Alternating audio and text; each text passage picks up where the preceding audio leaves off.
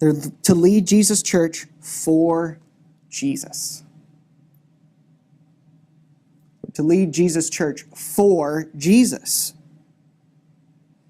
Look at verse 4. And when the chief shepherd appears, you will receive the unfading crown of glory.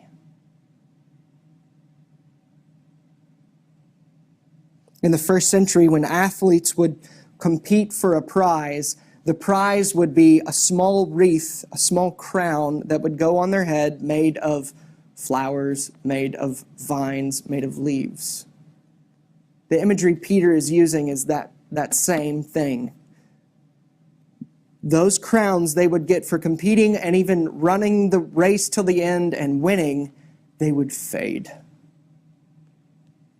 He's saying, elders, you have to shepherd the flock of God that is among you, exercising oversight, not doing the negatives, but doing the positives here, and doing it for Jesus. Jesus is your rewarder, not money, not the praise of man, not domineering over people so that you can produce all the people that are living and doing and thinking all the things that you really want them to live and do and think, and micromanaging them.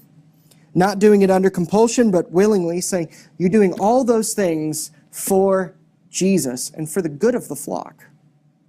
Not ultimately for the good of yourself, not ultimately to be praised, not ultimately to be successful, but ultimately for an unfading crown of glory. Jesus is your rewarder.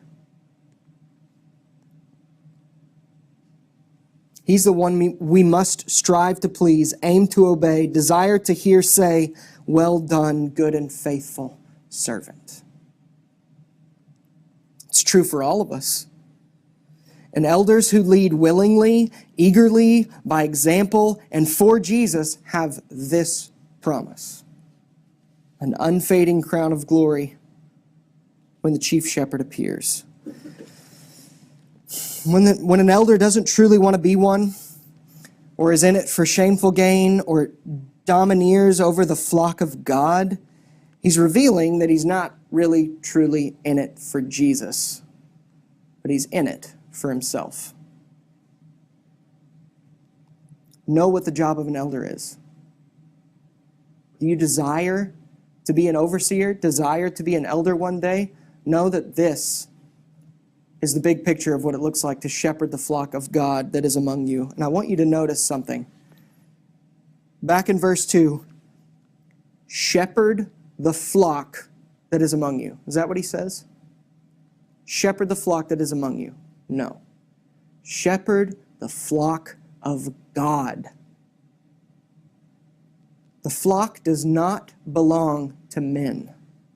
When we say our church, we're not meaning it like we own it or it belongs to us. When any of us say our church or my church, we mean the church that we are a part of. It belongs to Jesus.